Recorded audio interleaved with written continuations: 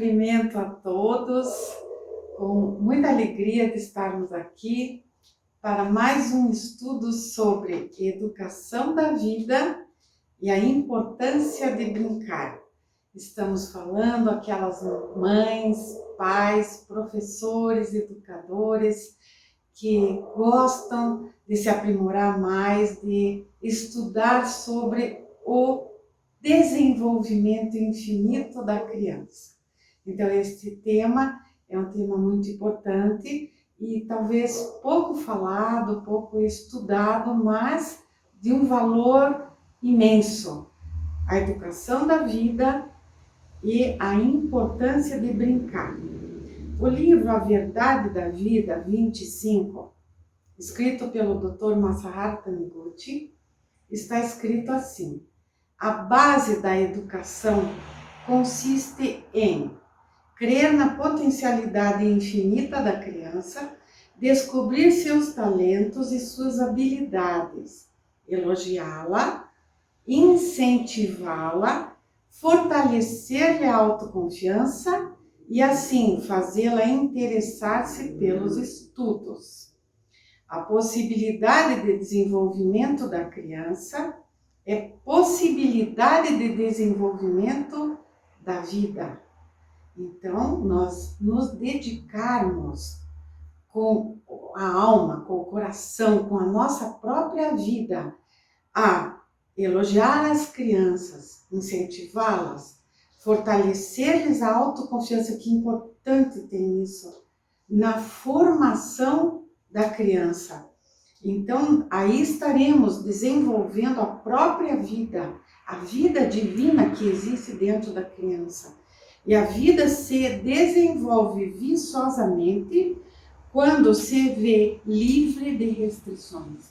Quando nós temos ignorância em relação ao desenvolvimento da criança, tudo é mais fácil de dizer. Não pode, não faça, você é isso, você é aquilo, agindo negativamente em relação àquela formação que está abrindo igual uma flor. Então ela precisa de estímulo para se desenvolver, para desenvolver plenamente aquela vida infinita que nós chamamos grande vida, vida de Deus que está no interior da criança. Então, para fazer com que se manifeste livremente a sadia e positiva vida e força do desenvolvimento, precisamos restringir as amarras. Não devemos nos ater aos defeitos, à inferioridade ou à maldade manifestadas na criança neste plano fenomênico. Os nossos 5 sentidos nos dão os recados. E esses recados são muito fortes. Você vê, você ouve, você toca. Então aquilo transmite. A criança é má. A criança precisa ser corrigida, senão como que vai ficar? E isso são amarras. São as correntes que impedem o livre desenvolvimento da criança. Também não proferir palavras que admitam a presença de defeitos, pois a palavra é força criadora. Quando você tenta criar, corrigir pela palavra, essa palavra tem força de gerar vida. Então, em vez de corrigir, você vai fracassar no teu intento. É mais importante usar a palavra positiva, elogiar aquilo que está o mínimo que você pode, mas que você descobre como ponto elogiável, é ali que você tem que se ater. Ponto que deve ser de ter a atenção, despertar e desenvolver os dons naturais da criança. O professor, os pais estarão beneficiando, assim, o indivíduo, aquele que está se desenvolvendo, a sociedade, o país e a humanidade. Tal é o valor da educação infantil. Se colocando a educação da vida, a vida que é divina. Não essa vida que é do fenômeno e que você vê os pontos que precisam ser corrigidos. Não, é a vida divina que está no âmago da criança e que ela é extraída pela força da palavra. Neste livro, A Verdade da Vida, volume 14, está escrito: para dirigir a incontida energia vital da criança, devemos proporcionar-lhe brincadeiras que exijam o uso da inteligência e da energia física ao mesmo tempo, mas não exercitar apenas a parte mental. Se você quiser descobrir brincadeiras, existem jogos, uma infinidade de oportunidades para desenvolver tanto a parte mental quanto a parte física. Mas tome cuidado para não desenvolver demais a parte mental, porque a outra fica atrofiada. Então, perder a capacidade de brincar é perder a conexão com a essência. Vou ler de novo uma frase importante em relação ao brincar. Perder a capacidade de brincar é perder a conexão com a sua essência. Eu estive olhando, por sinal maravilhoso, um documentário chamado Tarja Branca. Ele foi muito comentado, muito premiado. E lá eles falam muito do brincar. O foco do Tarja Branca é o brincar. Pescar, nadar, pular corda, empinar pipa, bola de gude, peão, castelo de areia, balanço, bola, caçador, enfim, uma infinidade de brincadeiras que nós podemos proporcionar às crianças. A mente é povoada por brincadeira. A mente da criança é um infinito de modo de brincar. Brincar é linguagem instantânea e é a alegria da alma. Qual é a criança que não gosta de brincar? Se existe uma criança que não gosta de brincar, precisa averiguar o que está acontecendo. Porque a brincadeira é a linguagem instantânea da vida da criança. É afirmar a vida. Brincar, quando brinca, está afirmando a vida. É viver num mundo paralelo, mundo que se vive e se estende para além da infância. Este mundo da infância em que há a brincadeira, ele não para ali. Ele é a semente da própria vida daquela criança quando se tornar adulta. Ali é a semente do seu desenvolvimento. E se for sadio, aquela criança vai auxiliar até a humanidade, como nós já falamos. Brincar é usar o fio inteiro da vida. É um exemplo que a educadora, a pedagoga Maria Amélia Pereira usou como exemplo nesse documentário. Ela foi num parque e viu várias crianças brincando e empinando pipas. E um menino deixou aquela pipa subir e foi filmado o carretel da pipa e ele desenrolava até o fim.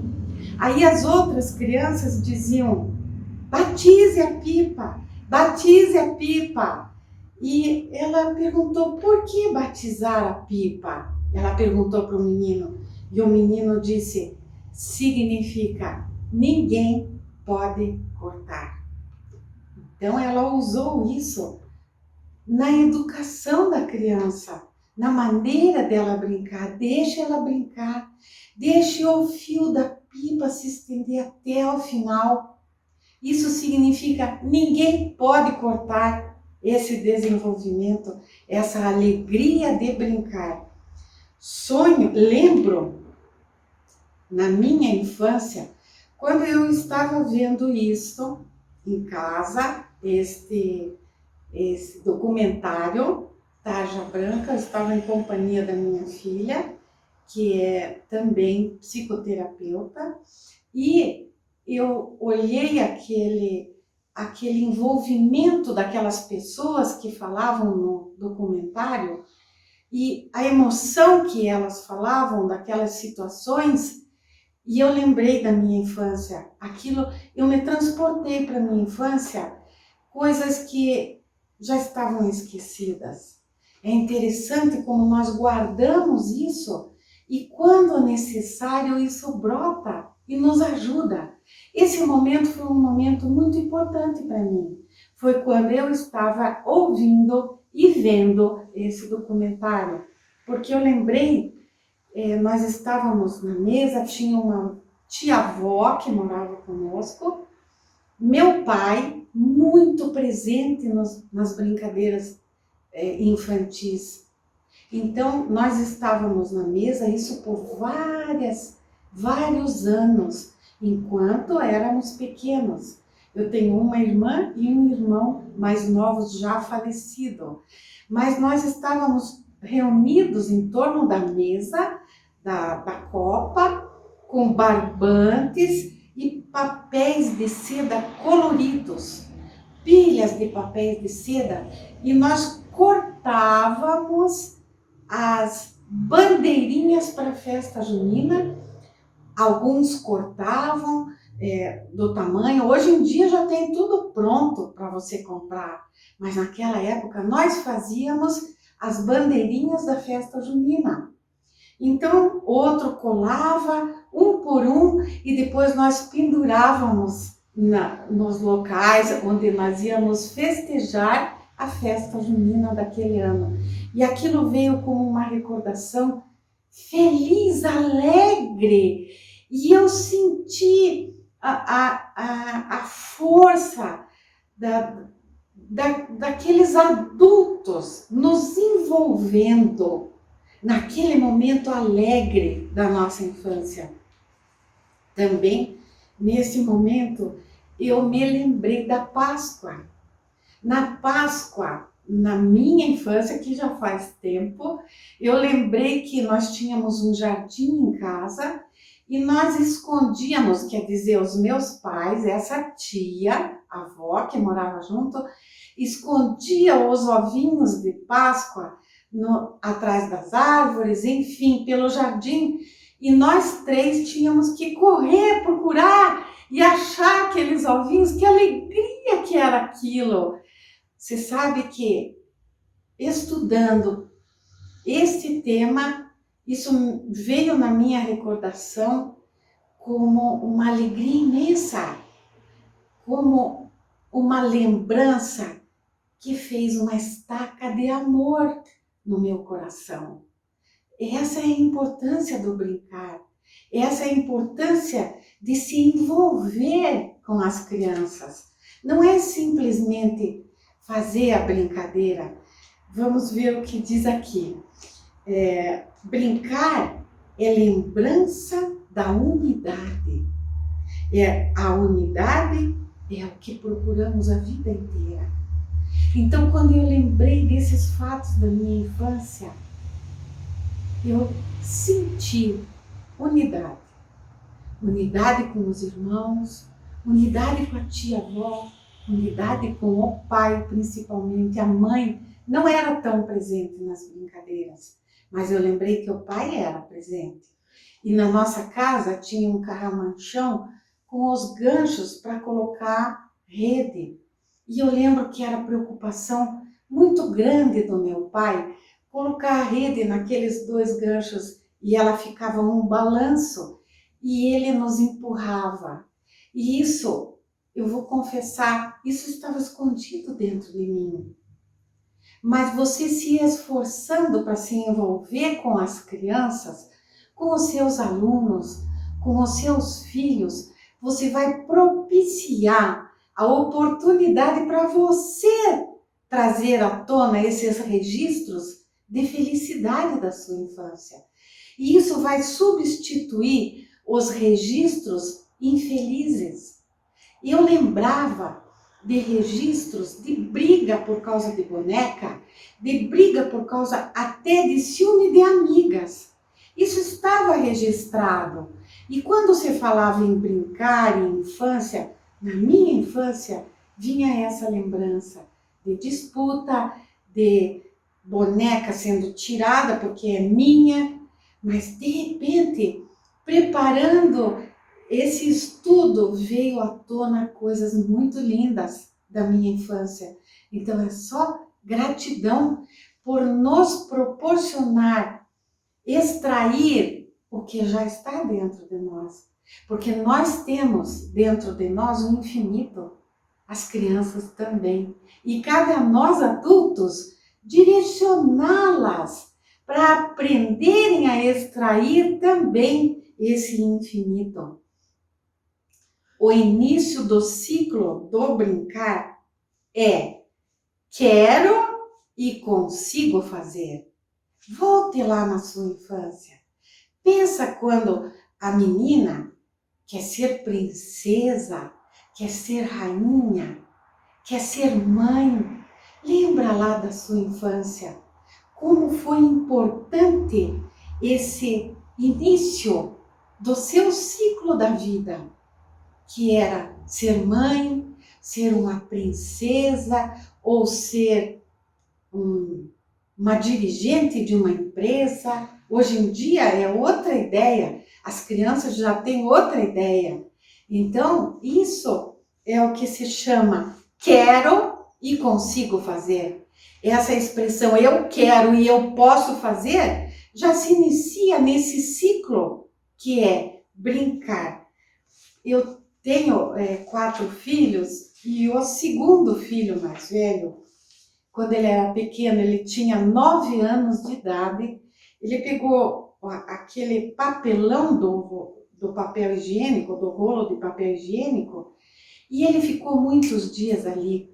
Vocês acreditam que com 9 anos ele inventou ali uma lanterna?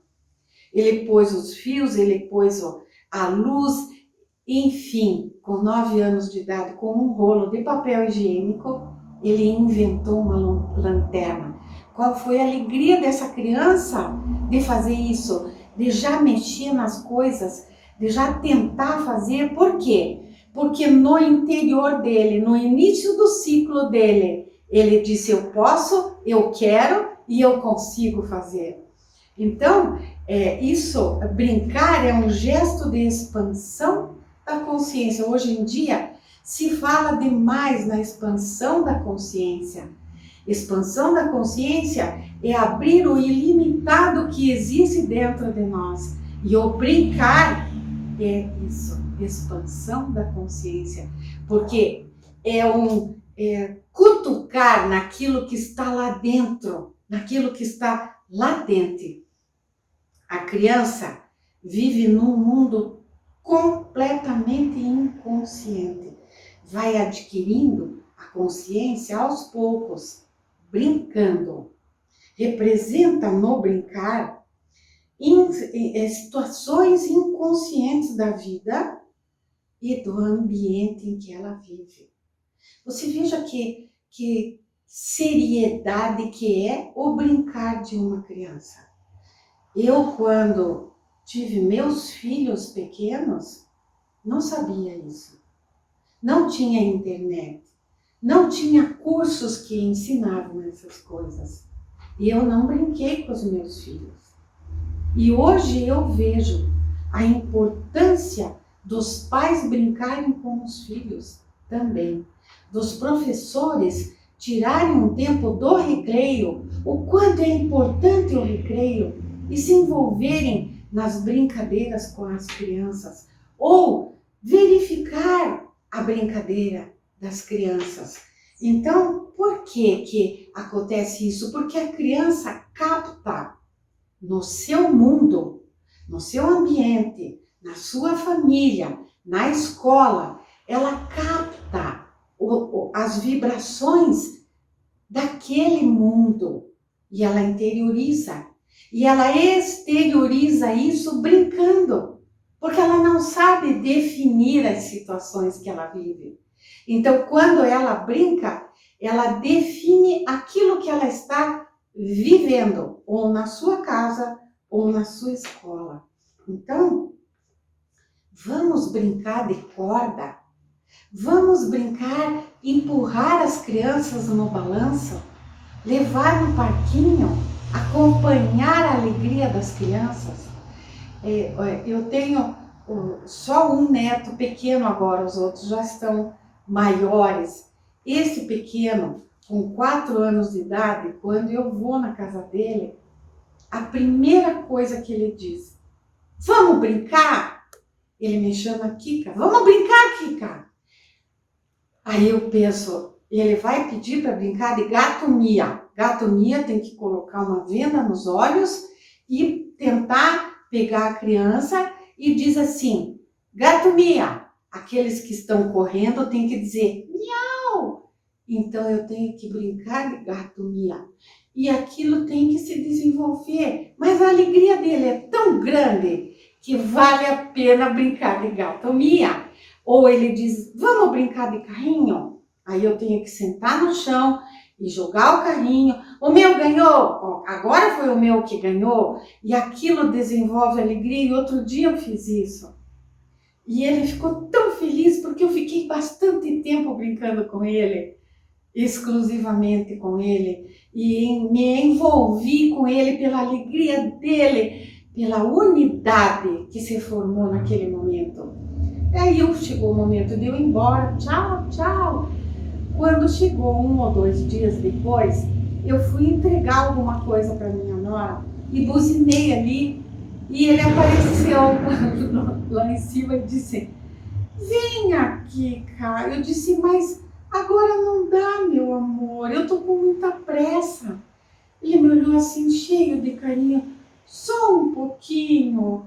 Aquilo me deixou assim, com o coração amarrado por eu não poder, mas ao mesmo tempo feliz, porque eu toquei no coração daquela criança. Aquela criança se sentiu feliz em brincar comigo.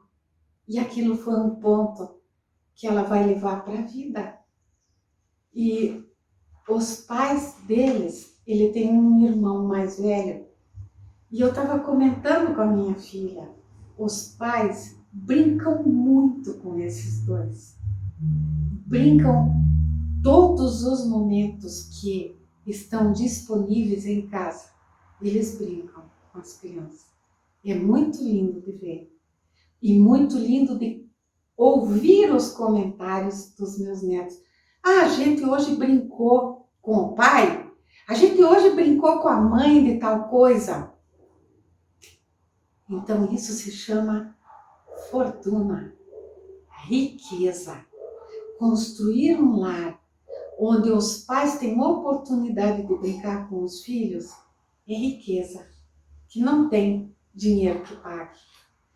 Aqui diz também qual é o valor que uma criança tem se na escola ela só desenvolve a forma.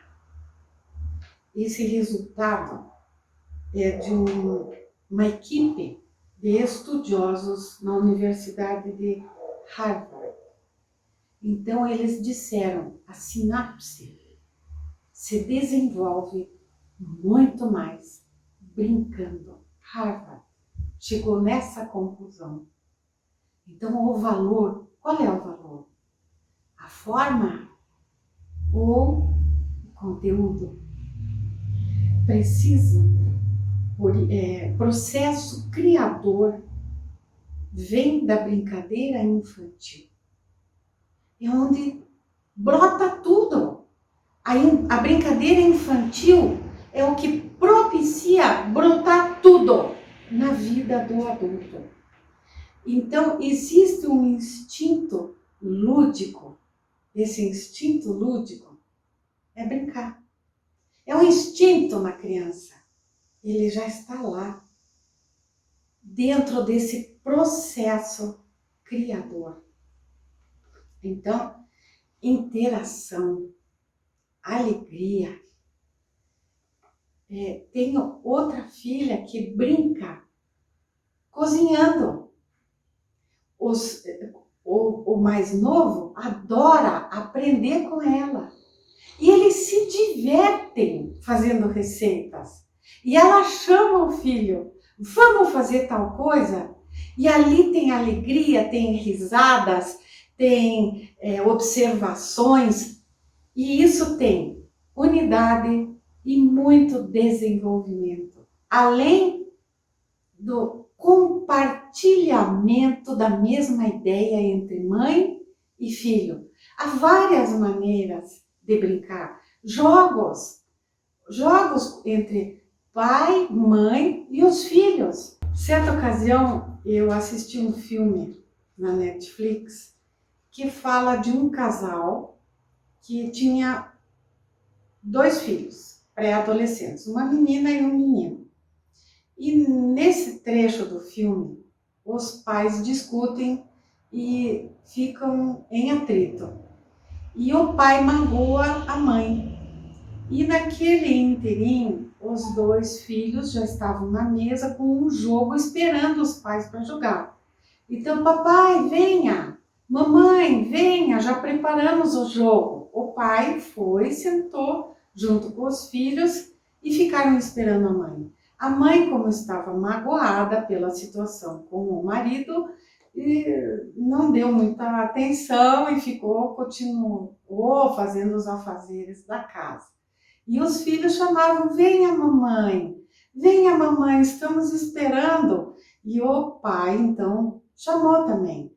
Aquela mãe foi ali e no começo meio assim, distante, sentou, mas vendo a alegria dos filhos quando ela chegou e interagiu e o marido também, aquela mãe foi começando a ficar desanuviada, a ficar feliz e aquela família, naquela atitude de jogarem juntos, mudou a atmosfera daquele momento. Então, é muito importante essa interação.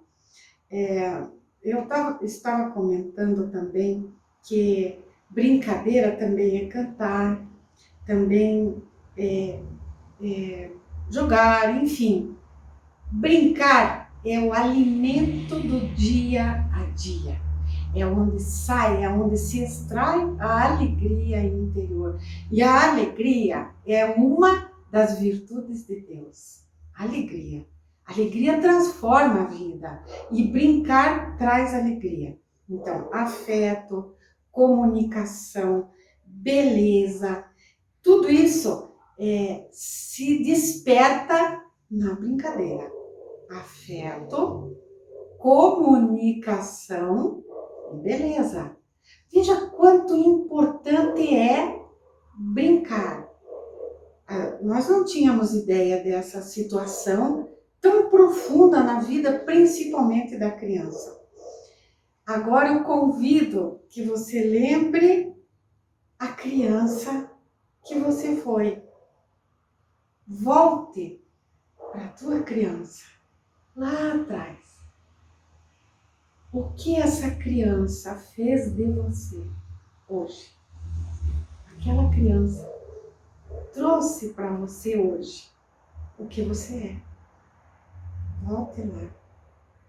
Então é importante estar inteira na relação. Porque o princípio do brincar é prazer. Como é gostoso, como é bom ter prazer naquilo que a gente faz. Então, lembrem, a criança é o espelho dos pais. Sendo assim, é nela que vai aparecer o sintoma da família. Como é a atmosfera do dia a dia da família, aparece na brincadeira da criança.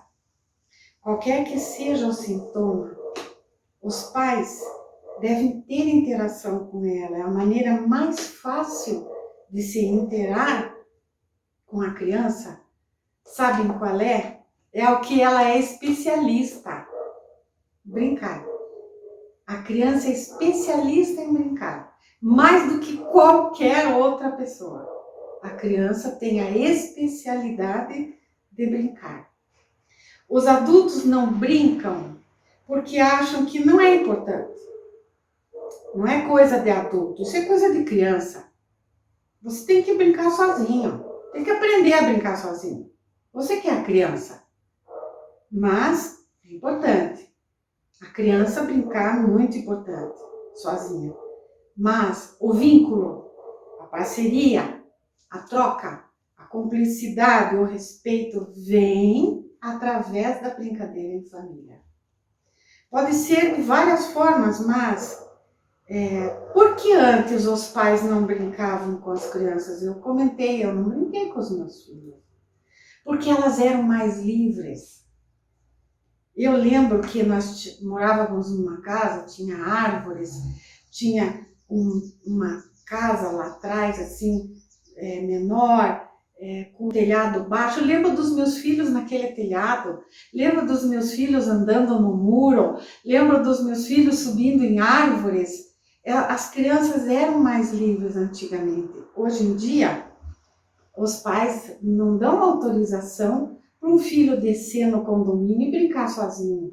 Tem que ter alguém para acompanhar. Então, eles não podem brincar na rua porque tem perigo. Então, as crianças hoje em dia não têm mais a liberdade que tinham antigamente. Antigamente brincavam com os vizinhos do bairro, brincavam com os primos. Hoje é diferente, mas tem outra coisa que é muito diferente e que não existia antigamente. Tecnologia.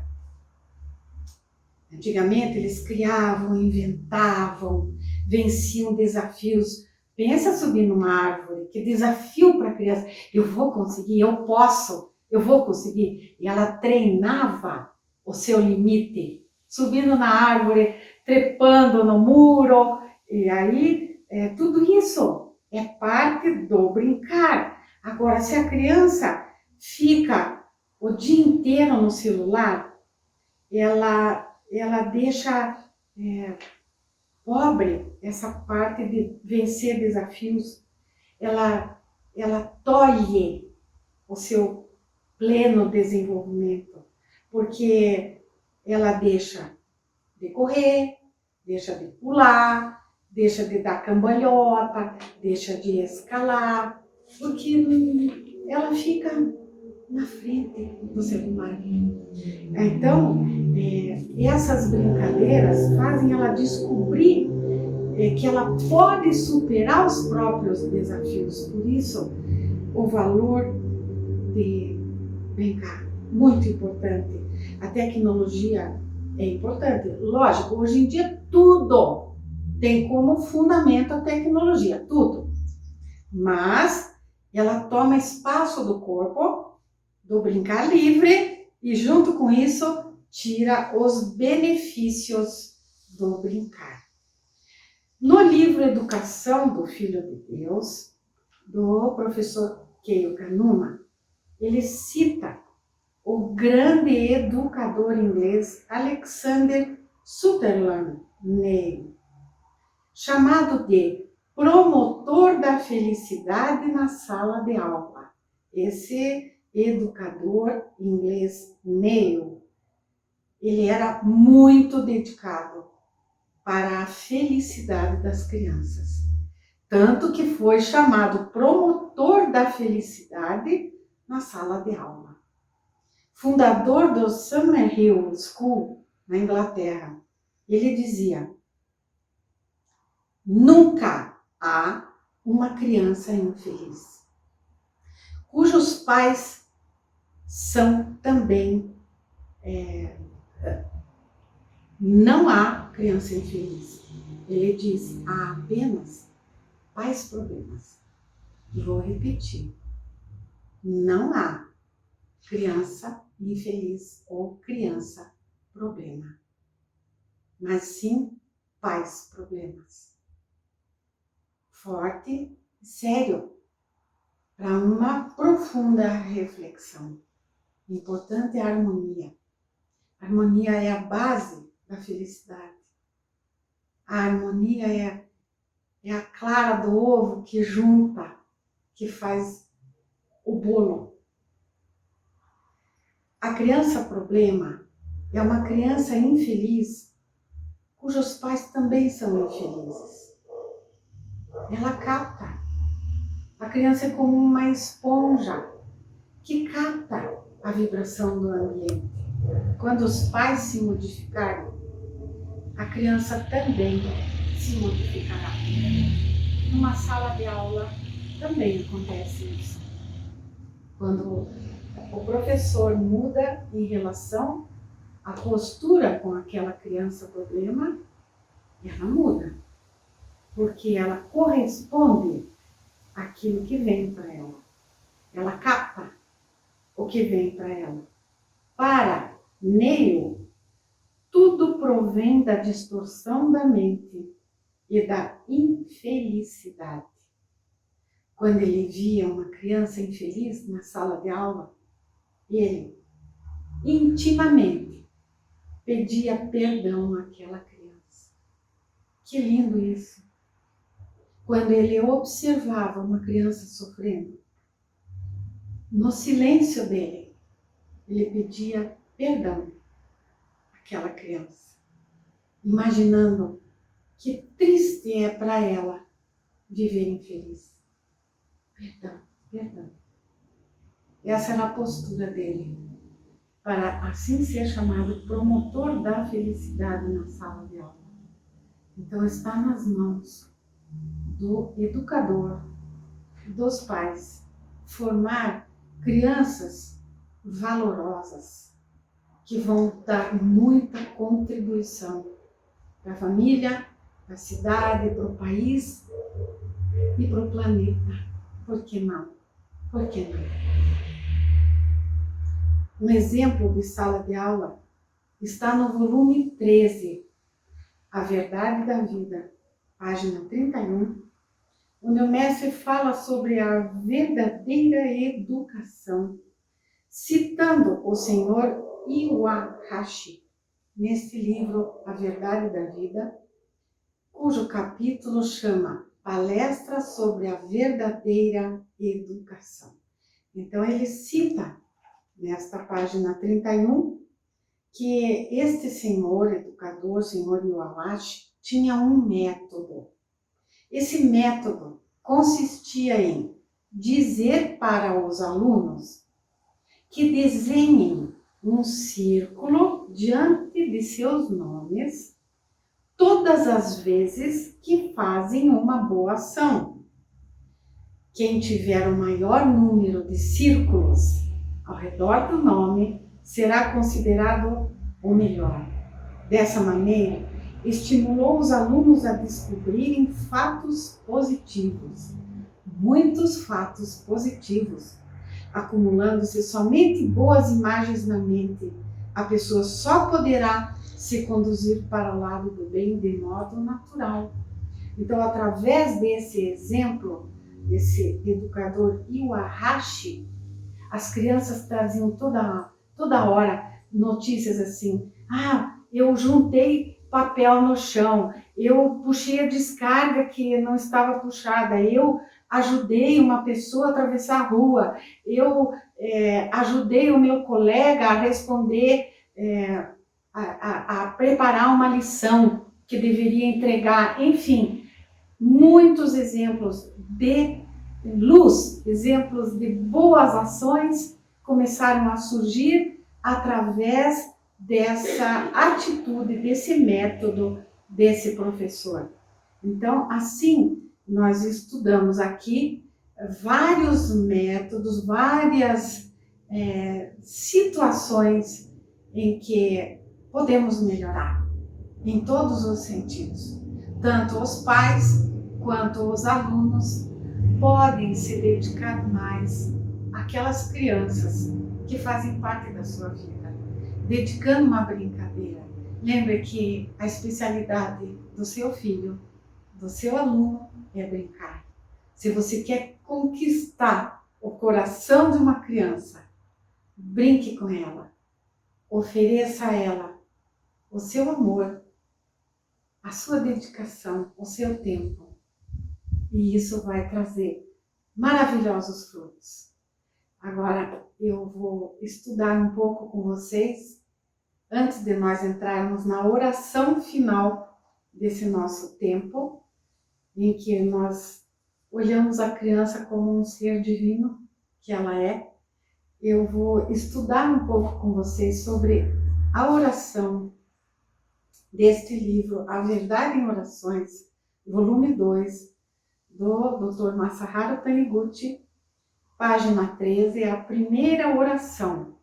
Mas eu quero tocar um pouco nesse assunto porque é uma oração maravilhosa para os dias que nós estamos vivendo hoje. É uma oração muito forte. Ela é, assim, bastante objetiva. E eu gostaria de explicar certas palavras que acredito que a maioria das pessoas nunca tenha ouvido falar. Então ela chama oração para receber Deus Sumiyoshi no templo Kensai-den. O templo Kensai-den é o templo que recebe o Deus Sumiyoshi. Sumiyoshi não é um Deus separado do Deus Criador. O Deus Criador do universo é único, mas a denominação de uma manifestação desse Deus Criador se chama Sumiyoshi.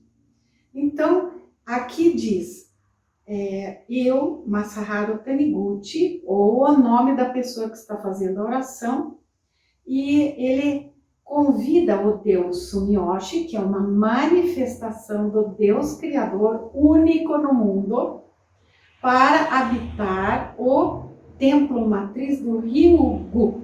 Então nós vamos saber o que é o Ryugu. Ryugu é o mundo da imagem verdadeira, paraíso do Éden. É um mundo de infinitos tesouros. É o santuário deste Deus Sumiyoshi, manifestação do Deus único. Este reino do Ryugu, mundo do Ryugu, é no fundo do mar. O fundo do mar é onde há a criação, é o fundo da criação. E é o mundo de onde se origina todas as coisas. Mundo da imagem verdadeira. Sumiyoshi quer dizer sumi, morar. Yoshi, bom. Então, Sumiyoshi, a padroeira, divindade padroeira deste lugar, Ryugu, é um lugar bom de se viver. Lugar bom de se viver é onde tem alegria, harmonia, reverência, boas palavras. Então, este Ryugu é o mundo onde se origina tudo isso e, ao mesmo tempo, é o palácio do Deus Sumiyoshi. Isto é mitologia do Japão. O que é mitologia? Mitologia é uma expressão dos povos da antiguidade, dotados de sensibilidade espiritual, que narravam simbolicamente a verdade. A verdade que existe imanente e transcendentemente no universo. Possui modernidade eterna e indestrutível. Isso é mitologia. E isso que nós estamos estudando agora. Então, neste trecho, vocês vão ouvir também sobre a deusa Amaterasu, mitologia do Japão. É outra manifestação do Deus Criador e ela tem uma função. Ela é a supervisora do universo. Deusa Amaterasu é a deusa do Sol, mas também do universo. É derivado de Amateru, que significa que brilha no céu. É ela que ilumina o mundo. E também vamos ouvir Iwato ou Ama no Iwato. É a porta da caverna celestial, onde o sol, a deusa, se escondeu. Dizem que ela se escondeu na caverna celestial porque ela viu essa situação do materialismo. Essa situação deixou a deusa Amaterasu triste e ela se escondeu na caverna. Então, quando a espiritualidade se colocar acima do materialismo, a alegria, a felicidade, a luz vai brilhar no lugar bom de se viver, que é em toda a humanidade. Vamos fazer então essa oração, que no final ela cita as vogais, que essas vogais são sons espirituais, cujo poder da palavra purifica o universo. Essas palavras são as vogais A, O, U, E, I. Não está na ordem A, E, I, O, U, pelo seguinte: A, quando você diz A, significa amor e deve ser pronunciado do ama. Aí vem O. O significa terra. U significa crescer para cima, para o céu. Então, o amor na terra faz crescer para cima. E o E é a ligação do céu e da terra. E a última é: vivemos neste universo em que há a ligação do céu com a terra no profundo amor. Vivemos neste universo, aqui e agora. Então vamos fazer agora esta oração. Oração para receber o Deus Sumiyoshi no templo Kensai-den. Deve ser entoado o canto evocativo de Deus 4 vezes. Eu vou fazer uma vez. Ó Deus Pai, que dás vida a todos os seres viventes, abençoai-me com vosso Espírito. Eu vivo não pela minha própria força, mas pela vida de Deus Pai, que permeia os céus e a terra. As minhas obras não sou eu quem as realiza, mas a força de Deus Pai que permeia os céus e a terra. Ó Deus, que vos manifestastes através da Seichamanhê para indicar o caminho dos céus e da terra, protegei-me. Eu, diz o nome da pessoa que faz oração, venho orar reverentemente diante do altar do Deus Sumiyoshi, que habita o templo matriz do Ryugu, o mundo da imagem verdadeira. Ó Deus, revelai-vos no templo matriz de Ryugu, manifestai a vossa glória, eliminai as nuvens de ilusão que encobrem este mundo, purificai o universo, fazei com que surja a imagem verdadeira deste país. Não permitais que a grande luz da deusa Amaterasu seja barrada pela Iwato, a caverna celestial. E fazei com que essa luz ilumine todo o universo. Manifestai cada vez mais a vossa glória, para que todas as pessoas deste mundo possam reverenciar a vossa luz. O mal não existe de verdade, embora pareça existir. É apenas um aspecto negativo em que ainda não se revelou a sagrada luz da deusa Amaterasu. Assim que a deusa Amaterasu abrir a Ama no Iwato, a caverna celestial, e revelar a sua imagem, todas as nuvens escuras deste mundo, ou seja, as vilezas, os conflitos, as disputas, as confusões, as agitações, etc., desaparecerão por completo. Diante da luz sagrada que ilumina até os cantos mais recônditos desta vida, todas as desgraças e infelicidades desaparecem. Portanto, a partir de agora, a humanidade não mais se entristecerá, nem se afligirá, nem passará por sofrimentos. Viverá repleta de alegria, livre das infelicidades. Chegou a hora em que o Deus Sumiyoshi, surgindo do templo matriz de Ryugu, ou seja, o mundo da imagem verdadeira, irá purificar o universo, fazendo vibrar a música celestial, cujos sons espirituais ecoarão em todos os lugares. O ecoar dos sons da música celestial significa o ato de purificar o mundo aqui e agora. A música celestial é constituída de 50 sons espirituais que têm o poder de eliminar a ilusão e manifestar a perfeição da imagem verdadeira, sendo que o conjunto dos sons A, O, U, E, I é fundamental para a purificação. Com a entoação desses sons espirituais, após o pronunciamento de palavras da verdade, tudo no universo se purifica, desaparecendo toda e qualquer forma de infortúnio, doença, tristeza e angústia. Manifestando-se a luz do Deus Sumiyoshi, todos os males aparentes se extinguem. As nuvens nefastas se dissipam e a grande luz da deusa Amaterasu resplandece em todo o universo.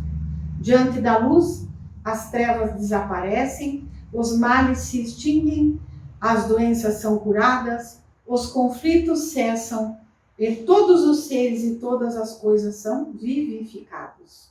Assim, o paraíso se manifesta aqui e agora.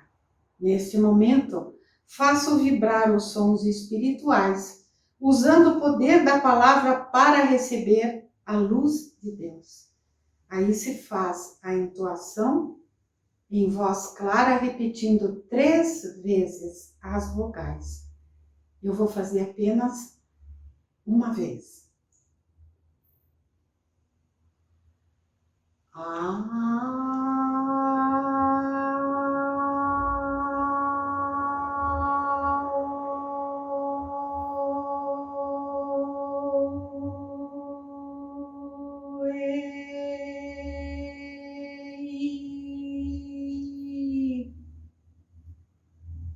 Agora vamos mentalizar a imagem do universo, purificado e iluminado pela grande luz da deusa Amaterasu. Canto da grande harmonia. A harmoniosa vida de Deus ilumina o universo e no mundo reina a paz. A harmoniosa vida de Deus ilumina o universo e no mundo reina a paz. Muito obrigado, muito obrigado.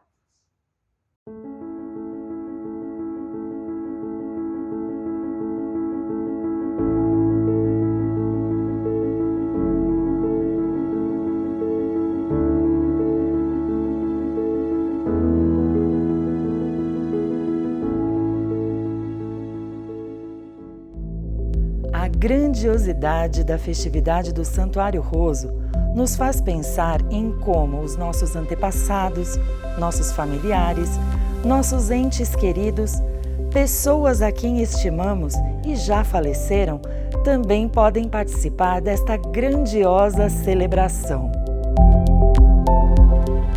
A resposta é simples, basta preencher para cada um deles um registro espiritual. Os registros espirituais são impressos, utilizados especificamente para oferecermos oração de gratidão a todos os entes queridos que já não estão fisicamente entre nós. Para que você possa preenchê-los corretamente, vamos conhecer os modelos que existem. O primeiro deles é o registro Alma dos Antepassados da Família. É o de cor verde.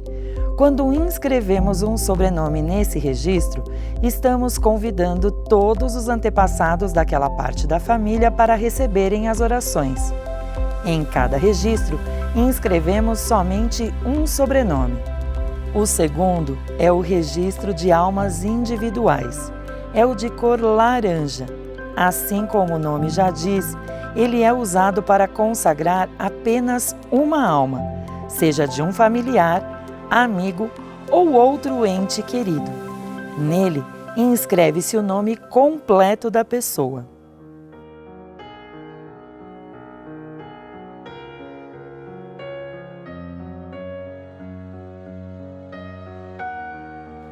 Por último, o registro denominado Sublime e Abençoado Anjo do Reino de Deus, é o de cor roxa.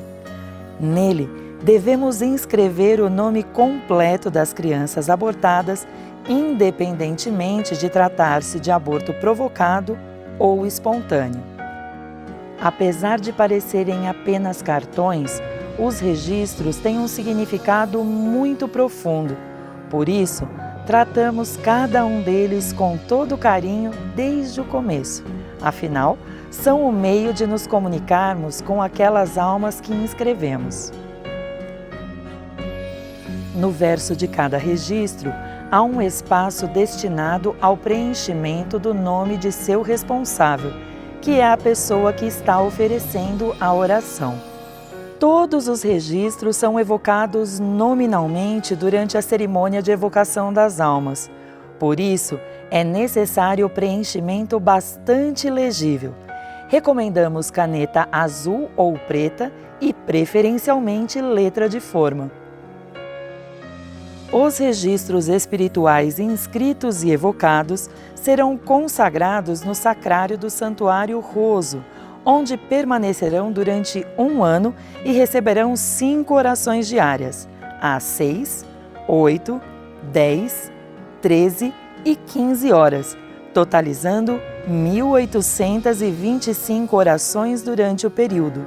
Essas orações são feitas dentro do santuário por oficiantes dedicados que realizam a leitura da Sutra Sagrada com muito amor.